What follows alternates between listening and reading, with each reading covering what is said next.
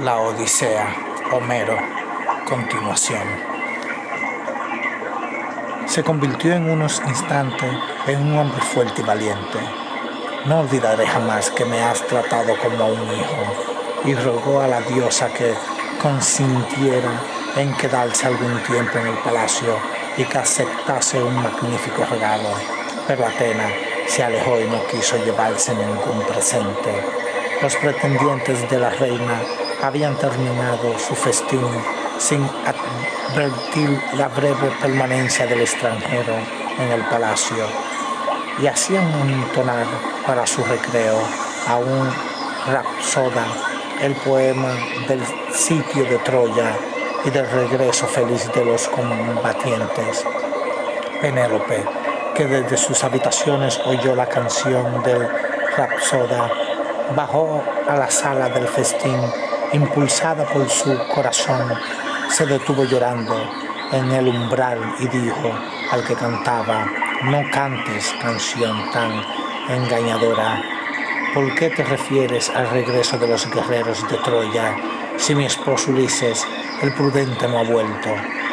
Pero Telemaco le habló con dulzura y firmeza a la vez, haciéndole ver lo injusto de sus palabras.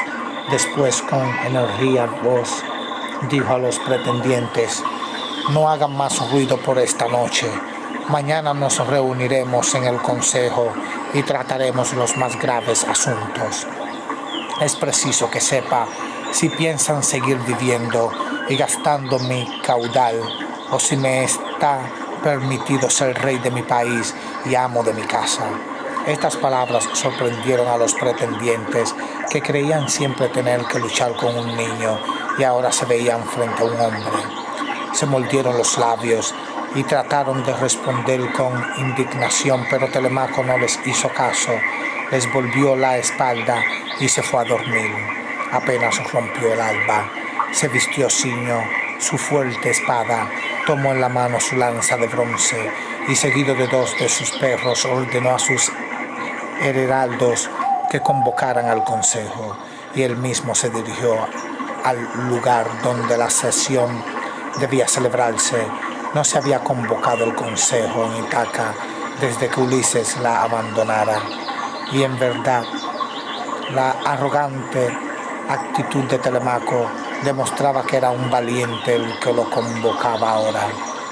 Su aspecto era propio y de un dios, de un hombre. Cuando todos los nobles hubieran llegado, Telemaco se levantó para hablar, doliéndose de la prolongada ausencia de su padre, el héroe prudente, y minando a los nobles pretendientes de su madre, que aprovechaban su ausencia para derrochar lo que no era suyo y para vivir, como en tierra conquistada, en la casa de una mujer indefensa de un débil niño. Reinó un profundo silencio. Sorprendía ahora a los nobles la súbita energía del joven, con la que no contaban. Uno de ellos se levantó para contestar a Telemaco: «Tu madre, Telemaco, es la única que merece tus reproches. En espera de su respuesta, estarnos viviendo desde hace 3 años en el palacio. Para darnos una respuesta, no pide que aguardemos a que esté concluida la tela que teje, y una doncella suya nos ha dicho ayer, después de haber nosotros creído cándidamente en su palabra,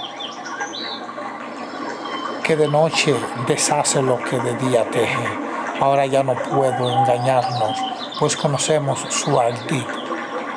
Que termine su tela y elija nuevo esposo. Cuando lo haya hecho, se quedará aquí el elegido y los demás partiremos». Se indignó Telemaco y nuevamente conminó a los pretendientes para que se fueran.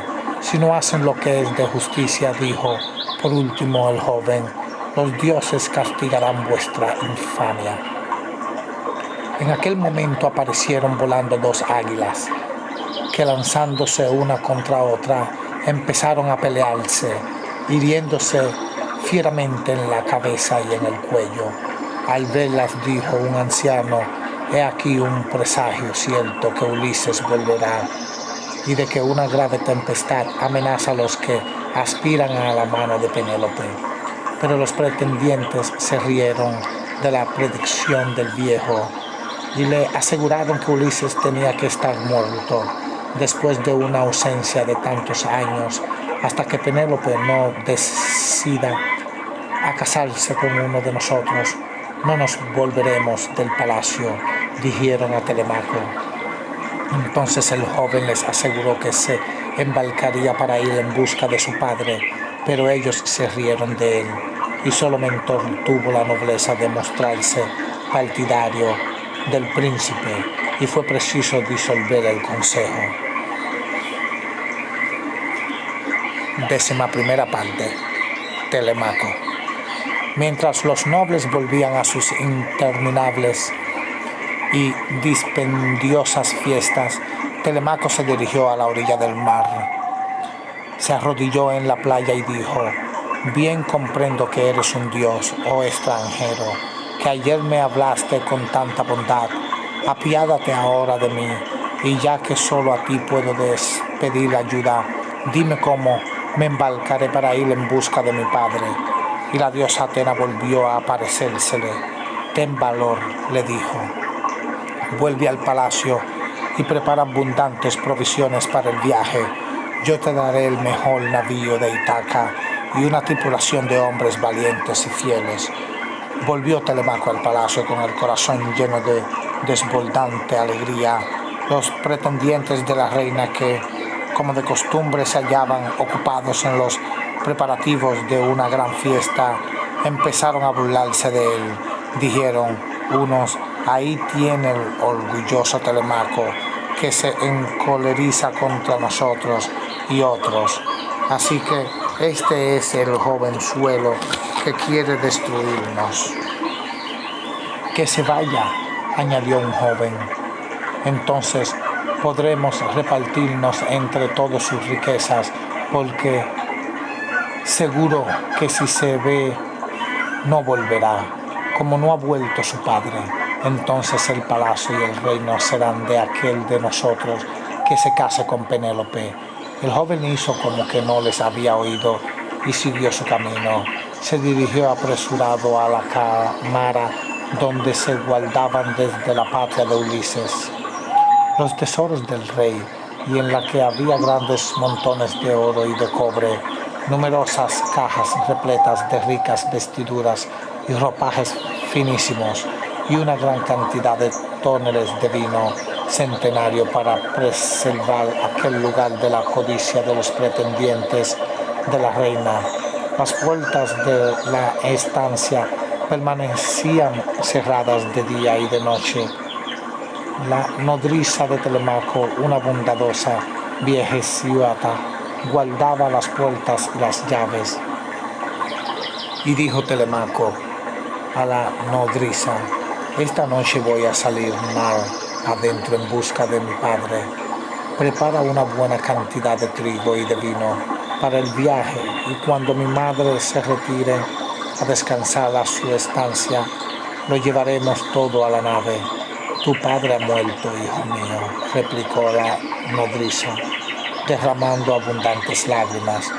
Tú eres nuestra única alegría, y si te vas te perderemos como ya hemos perdido al rey. Eres joven e inexperto. ¿Qué harás a través del ancho mar? Apenas te alejes, los infames cortesanos se apoderarán de todo lo que es de tu madre. Obligarán a escoger esposo entre ellos y te despojarán del reino. No arriesgues así tu vida. No sigas el camino errante para perderte como tu buen padre.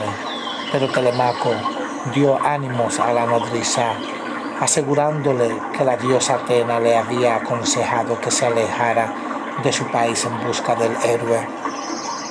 Pero no quiero, concluyó el joven, ver lágrimas de mi madre al informarla de mi partida. Prométeme pues que nada le dirás de mi marcha hasta que yo me haya alejado.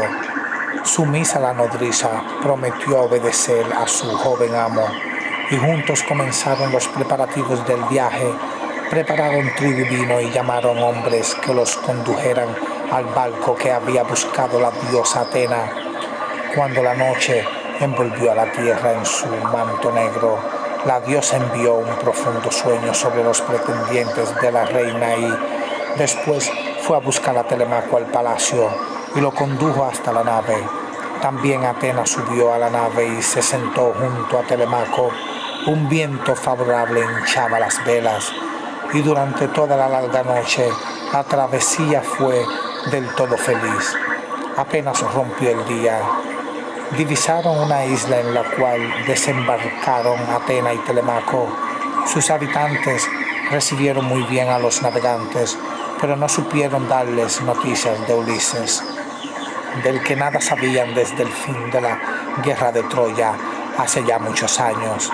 Pero Atenas, obrando un prodigio del que todos dedujeron que aquel joven guerrero debía ser un dios, se transformó en águila marina, levantó el vuelo y dejó a Telemaco en aquella isla al cuidado de sus gobernantes. Entre tanto, en Ítaca los pretendientes de la reina echaban de menos la presencia del príncipe. Como no se preocupaban mucho de él, imaginaron que acaso estaría en larga partida de cazar por las cercanías y aguardaron tranquilamente a que volviera. Solo Penélope, aunque nada sabía del viaje y pensaba acerca de la ausencia de su hijo, lo mismo que los nobles, se inquietaba y lloraba por no tenerlo cerca. Y he aquí que un día en que los nobles se hallaban delante del palacio jugando, llegó hasta ellos el hombre que había proporcionado el navío de Atenas, la que para pedírselo había tomado la forma del joven Telemaco, y habló hacia los pretendientes. ¿Todavía no ha vuelto Telemaco? Necesito emprender un corto viaje y es indispensable que me devuelva mi nave. Con esto supieron los pretendientes de la reina que el príncipe se había embarcado hacía largos días en la más ligera de las naves de Ítaca, acompañado por los más hábiles y resueltos marinos del país. Se enfurecieron los nobles y a su vez se embarcaron para ir en busca de Telemaco, al que pensaba matar. Penélope, enterada de lo que ocurría, derramaba amargas lágrimas y reprochaba a sus esclavas por no haberla enterado del viaje de su hijo. Entonces la anciana nodriza habló así a la reina: solo a mí me debes reprochar y hasta matarme si quieres. Solo yo sabía la intención del príncipe, pero él me obligó a jurarle que nada te diría por no verte derramar lágrimas amargas. No temas, sin embargo, porque la diosa Atena lo acompaña y cuida de él. Pero todos los consuelos de la nodriza no pudieron tranquilizarla a la buena madre, y solo cuando por la noche, entre sueños, se le apareció la diosa de los ojos grises y le aseguró que su hijo volvería al palacio sano y salvo, enjugó Penélope sus lágrimas y pudo conciliar el sueño. Entretanto, los pretendientes de la reina, en una nave negra, avanzaban por el ancho mar, armados de sus lanzas de bronce y dispuestos a dar muerte al joven príncipe, y desembarcaron en una isla por donde debían pasar todas las naves que volvían a Ítaca, y allí aguardaron a que pasara aquella en que Telemaco viajaba. 12ª parte. Ulises en su patria. Mientras Telemaco se alejaba de Ítaca para buscar a su padre, el héroe llegaba a las playas de su bien amado país. Desgarrada la niebla que lo hacía desconocer aquellas tierras, Ulises suplicó a Atenas, que estaba a su lado: no me abandones si puedo contar con tu auxilio. Me siento capaz de vencer a los pretendientes de mi esposa y aún a 300 hombres más. Y la diosa protectora de los ojos grises le prometió que, hasta el fin lo ayudaría. Y le aconsejó el modo de combatir contra los nobles de Ítaca y de vencerlos. Después hizo que en una cueva cercana escondiera el oro, las vestiduras y los espléndidos obsequios que le regalara el rey de los Feacios, padre de Nausicaa. Con su varita de oro lo tocó en la cabeza, transformándolo en un anciano de blancos cabellos y andar tembloroso. Desapareció su rubia cabellera, el brillo de sus ojos se apagó y su piel apareció surcada por profundas arrugas, y en vez de los magníficos vestidos donados por el rey de los Feacios, cubrió sus hombros con una mísera piel de ciervo. Cuando estuvo transformado, le dijo a Atena: un hombre te ha sido fiel en tu reino, y no solo a ti, sino también a tu esposa y a tu hijo. Ese hombre es Polqueriso, que guarda los celdos del palacio. Acércate a él y fíjate de cuanto te diga mientras yo procuro el regreso de Telemaco tu hijo. Y contó la diosa cómo había incitado a Telemaco a partir de Ítaca en busca de su padre, no solo para que se hiciera un hombre valiente y se acostumbrara a los peligros del mar y la tierra, sino también para librarlo de las acechanzas de los pretendientes. Después Atena, convertida de nuevo en águila marina, elevó el vuelo sobre el mar, mientras Ulises remontaba la montaña y se dirigía a la cabaña de piedras y ramas en que habitaba su Polqueriso. Más de 300 cerdos guardaba el viejo servidor, a quien ayudaban otros 3 hombres y 4 perros feroces. Estos se debían a que en Ítaca se necesitaban gran cantidad de carne que los pretendientes de la reina consumían en sus festines. Cuando Ulises se acercó al Polqueriso, este estaba sentado a la puerta de su cabaña, haciéndose unas sandalias de cuero, y al verlo perros del viejo aquel hombre harapiento que se acercaba avanzaron hacia él, ladrando furiosos, enseñándole los dientes. Si no lo destrozaron fue porque el Polqueriso, dejando su tarea, acudió a contenerlos. El buen hombre, dirigiéndose al recién llegado, dijo: toda mi vida hubiera llorado si mis perros te hubiesen dado muerte. Esta pena, añadida a las demás, me habrían hecho el más desgraciado de los hombres, pues has de saber que mi amo está errante desde hace largos años por lejanas tierras, y que mientras él tal vez sufre hambre y sed, yo tengo que apacentar y engordar sus cerdos para que otros se regalen con ellos. Después de esto, el buen hombre colocó en el suelo hojas y una piel de cabra para hacerle un asiento al extranjero.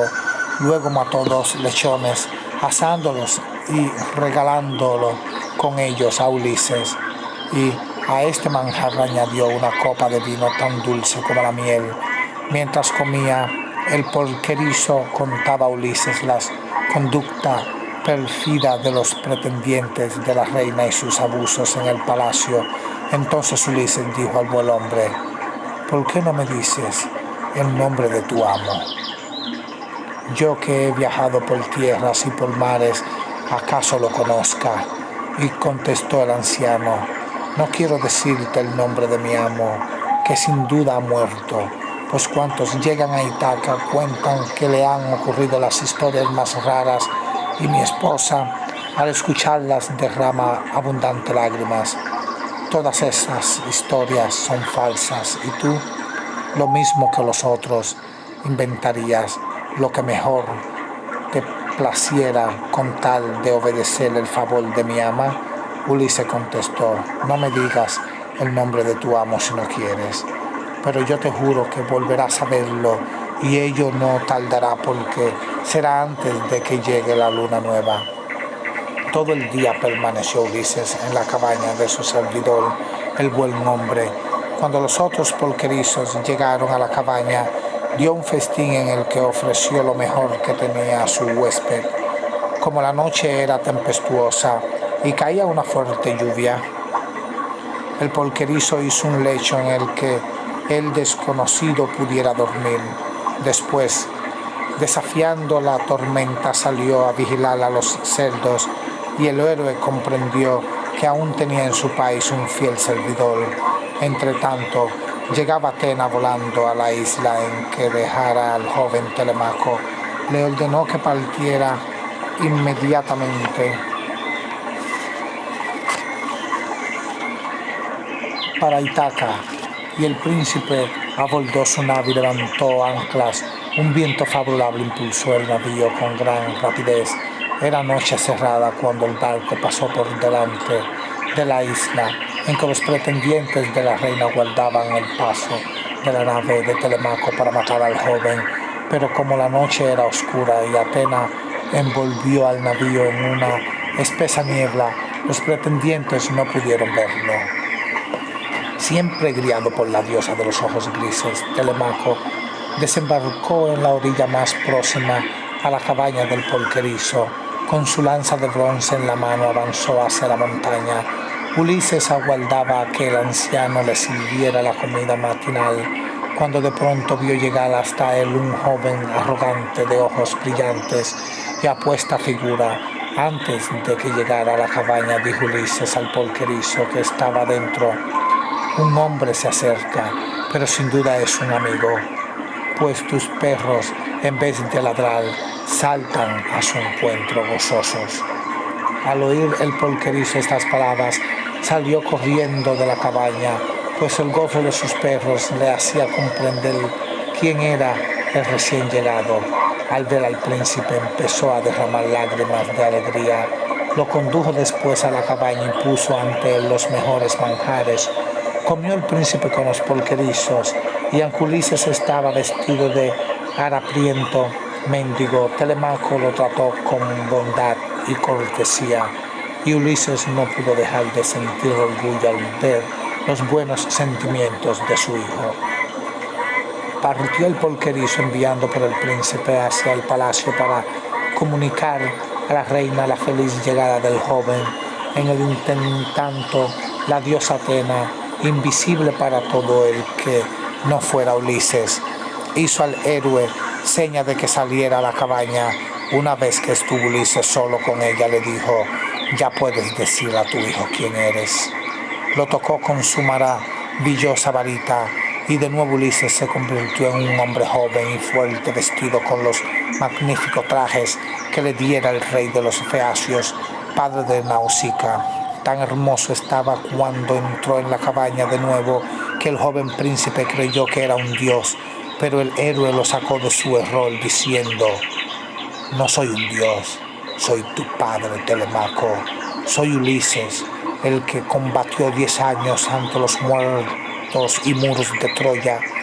Imposible es describir la alegría que sintieron padre e hijo tan largo tiempo separados al poder abrazarse y permanecer juntos y hacer felices proyectos para el porvenir.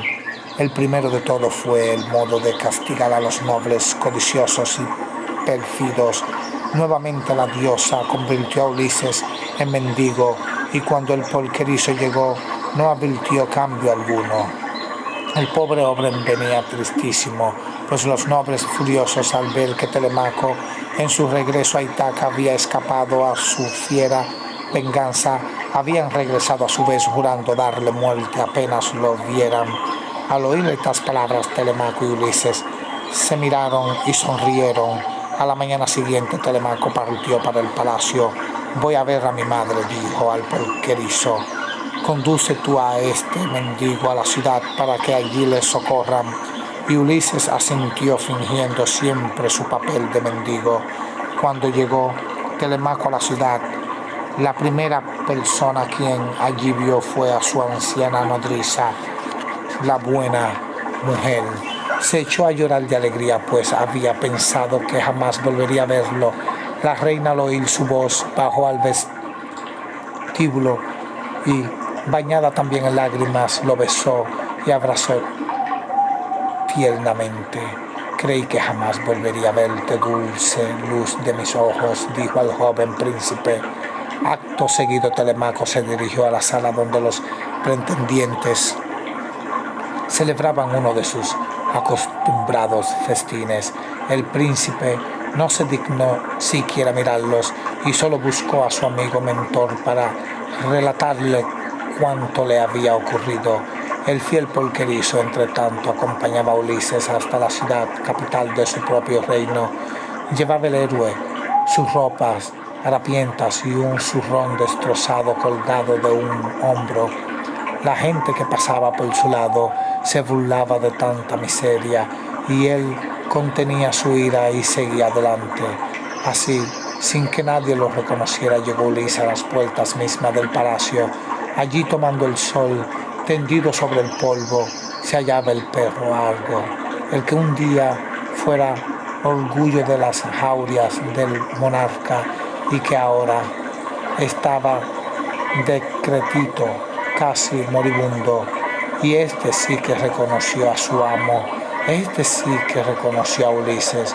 Quiso correr a su encuentro alegremente, meneando la cola jubiloso y dando grandes saltos gozosos, como en otros tiempos, pero le fue imposible, tan viejo estaba el pobre animal que no pudo hacer otra cosa que mirar dulcemente a su amo con sus ojos casi ciegos y menear la cosa más vivamente que antes. Y fue tal su gozo que antes de que Ulises pudiera dirigirle una palabra, el fiel corazón del animal estalló. El viejo Argos cayó muerto a los pies de su amo. Lloró el héroe ante el cadáver de su mejor amigo. Se sentó a la puerta del palacio y comió los manjares que Telemaco le hizo llevar, tratándolo siempre como si creyera que era un mendigo. Cuando hubo concluido de comer, entró en la sala donde estaban los pretendientes para pedir limosna. Algunos de aquellos hombres se dignaron darle los peores restos de la comida. Otros lo insultaron arrojándolo de la sala, y uno, en fin, más infame que los demás, lo golpeó con un banquillo. Ulises contuvo su ira y con el zurrón lleno de los restos de la comida que le dieron los nobles, volvió a sentarse a la puerta. Entre tanto, los pretendientes de la reina comían y bebían alegre y resplendidamente. Todo el día permanecieron festejándose y solo al llegar la noche se marcharon a sus casas. Cuando se alejaron, Ulises y Telemaco juntos tomaron los cacos, espadas, lanzas y escudos que habían dejado los nobles en la sala y los escondieron en una habitación apartada. Telemaco se fue a descansar, pero Ulises se quedó mezclado entre los criados que limpiaban la sala del banquete. Cuando los servidores terminaron su tarea, llegó Penélope con algunas damas y se sentó en un sillón junto al fuego. Al ver al anciano mendigo, la reina le dirigió la palabra con mucha bondad y le dijo a la nodriza que estaba con ella: este hombre parece venir de muy lejos, lávale los pies que los tendrá cansados. La anciana nodriza se dispuso a cumplir lo que le mandaba su señora. Aquellos que no lo sepan, tenemos que contarles que, siendo Ulises muy joven, durante una cacería un jabalí se revolvió contra él, hiriéndolo con sus dientes en un tobillo, que le dejó al héroe una señal imborrable. Cuando la anciana nodriza comenzó a lavarle los pies al mendigo, vio la cicatriz de la mordedura del jabalí y lanzó tal grito de alegría y sorpresa, de tal modo se agitó, que el baño de bronce que sostenía en la mano se le cayó al suelo, derramándose el agua. Tú eres Ulises, dijo, te he reconocido al ver esta cicatriz. Pero en ese momento, para que Penélope no escuchara, la diosa Atena oscureció la mente de la reina. No oyó, pues, la exclamación de la buena mujer, y Ulises tuvo tiempo de advertirla para que no lo descubriera. La triste Penélope se retiró al fin a descansar, Pero antes dijo melancólicamente al mendigo: mucho me alegro de haber podido favorecerte antes de dejar de ser reina de Ítaca. Pronto tendré que abandonar el palacio de Ulises, mi esposo, el héroe más grande que jamás ha existido. Tenía la costumbre de colocar estas 12 anchas una al lado de la otra en la pared y solía ejercitarse en el juego de clavar con gran precisión entre cada una de ellas una flecha disparada por su brazo. Acosada por mis pretendientes y descubierto mi ardid de la tela que nunca se acaba, les he dicho que me casaría con el que en tal ejercicio lograse hacer lo que hacía mi esposo. En cuanto alguno lo consiga, deberé abandonar esta casa por mí tan amada. Sonrió el mendigo y, cogiendo una mano de la reina, le dijo: cuando se celebre ese concurso, Ulises se encontrará aquí, y él disparando las 12 flechas como los mejores tiempos de su juventud, será quien consiga el premio.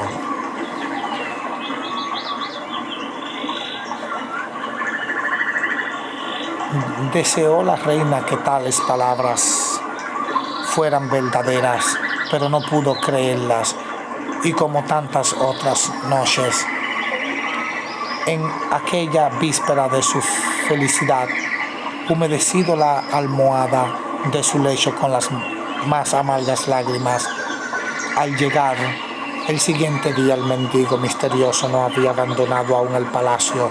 Los pretendientes de la reina volvieron a mofarse de él, mas el joven príncipe les dijo: quien ose hacer daño a este anciano tendrá que habérsela conmigo. Y los pretendientes volvieron a reírse a grandes carcajadas de lo que creían una fanfarronada del joven príncipe. Pero entonces una voz resonó entre ellos con temeroso acento: veo, nobles de Ítaca, vuestras manos amortajadas de negro y vuestra mejilla bañadas de lágrimas, y veo las paredes de este palacio teñidas de sangre y por su pórtico pasar pálidos espectros que salen de la neblina que inunda el palacio. Los nobles reían a carcajadas cuando Penélope, llevando en una mano el arco de Ulises, entró a la sala. Lloraba amarguísimas lágrimas porque su corazón rebosaba de amor por su esposo, y se le hacía insufrible la idea de tener que contraer un nuevo matrimonio. Dejó el arco en manos de su hijo y se retiró para no tener que presenciar el juego. Telemaco colocó las 12 flechas de bronce y dio el arco de su padre al primero de los pretendientes, pero el noble no logró siquiera invocar y encorvar el pasado arco, y lo mismo les sucedió a todos, uno tras otros. Imaginaban todos, murmurando entre sí, que no existiría hombre capaz de tirar con aquel arco tan potente. Una sola flecha. Cuando el anciano mendigo lo tomó entre sus manos, todos se echaron a reír de su jactancia, pero su burla se trocó en pavor cuando vieron que el anciano, una tras otra, clavaba las 12 saetas en los huecos que dejaban las hachas. En medio del espanto de todos, Ulises arrancó sus harapos y dijo con voz que resonó en todo el palacio: ya ha terminado el concurso terrible, ya soy el dueño de mi esposa y de mi palacio, tiremos ahora otro blanco. E inmediatamente disparó otra flecha contra uno de los nobles, contra aquel que la noche antes lo había golpeado con el blanquillo. El insolente fue herido en el cuello y cayó muerto al suelo. Entre tanto, Ulises, con voz que hacía temblar a aquellos cobardes, gritaba: perros cortesanos, creían que no volvería nunca más, ¿verdad? Por eso, como codiciosos traidores, dilapidaron mi fortuna e insultaron a la reina y al príncipe, pues yo vivo aún, y en cambio para vosotros ha llegado la muerte. Los cobardes se arrodillaron ante el héroe, lívidos de miedo, pero él no tuvo piedad y, seguido solo de su hijo, de mentor y del fiel polquerizo, hizo frente a toda aquella caterva de codiciosos infames, a pesar de que todos los nobles hicieron sacar de la almería escudos, cascos y lanzas, y de que estaban en número mucho mayor que el de Ulises, y los suyos fueron vencidos. Su sangre empapaba el suelo, y cuando cesó la lucha, Ulises estaba rodeado por los cadáveres de sus enemigos. En ese momento entró en la sala la vieja nodriza. Ante aquel espectáculo lanzó un grito de horror, pero enseguida su alegría se sobrepuso al espanto. Corriendo subió a la estancia en que se hallaba Penélope. «Alégrate, hija mía, tu esposo ha regresado dando muerte a todos los pretendientes», gritó.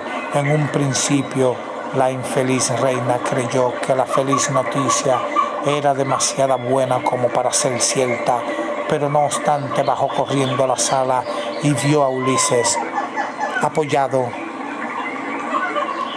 en una columna descansando de la lucha, y apenas pudo creer que fuera verdad lo que veían sus ojos.